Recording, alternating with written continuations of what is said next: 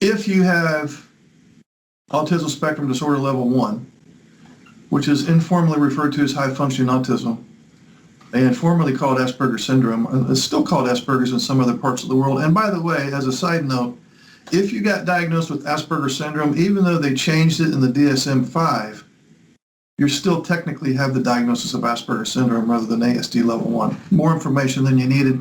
It's a developmental disorder, which developmentally means that the social emotional part of the brain is less developed than the logical part of the brain, as evidenced by the fact that most people on the autism spectrum are not highly social. They can be, and they certainly have social skills, and they can certainly converse with coworkers, and they can converse with anybody if it's mostly around their special topic.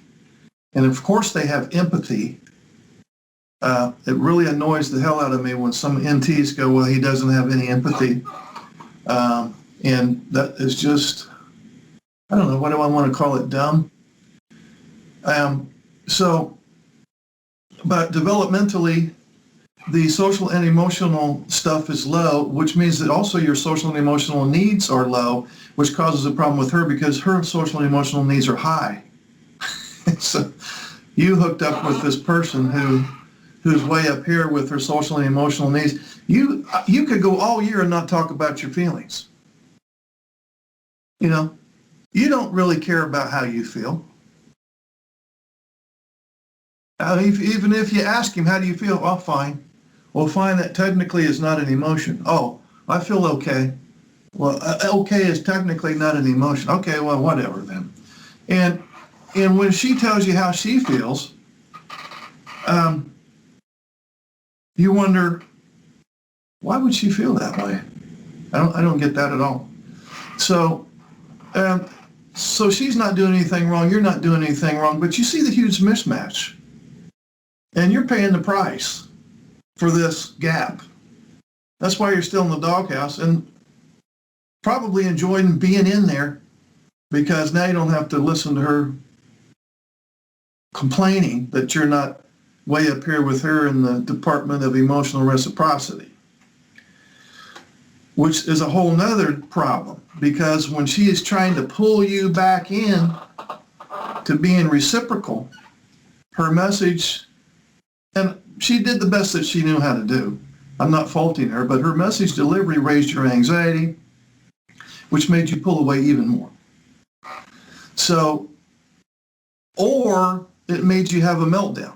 So that's the point of this conversation here, is we want to change all of that. Instead of hiding or fighting, we want to stay right there and face the music. That's called assertiveness. So this little short speech here is going to be about avoiding the business of any version of a meltdown and avoiding the business of any version of a shutdown, and instead being in the middle there.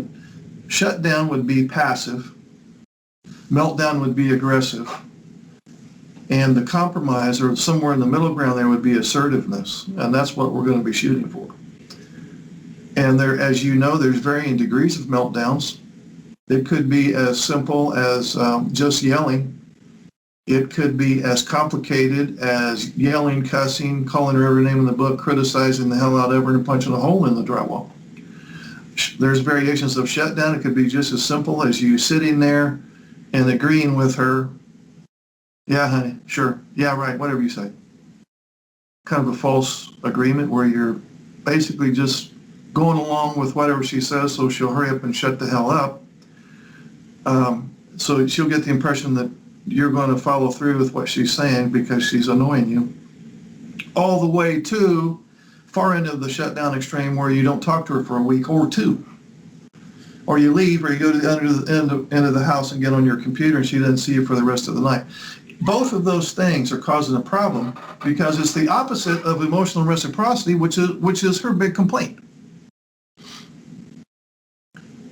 If she were here, she would say, yeah, I got a list long and deep, but the number one thing would be there's no emotional reciprocity. We don't connect at the emotional level. That would be her main complaint. And so when you shut down or meltdown, you are doing the absolute 180-degree opposite of an emotional connection. So I can't go in and rewire your brain because A, I wouldn't want to, and B, it doesn't need to be rewired. But we can certainly come up with a few tips to get you in the ballpark to be emotionally reciprocal.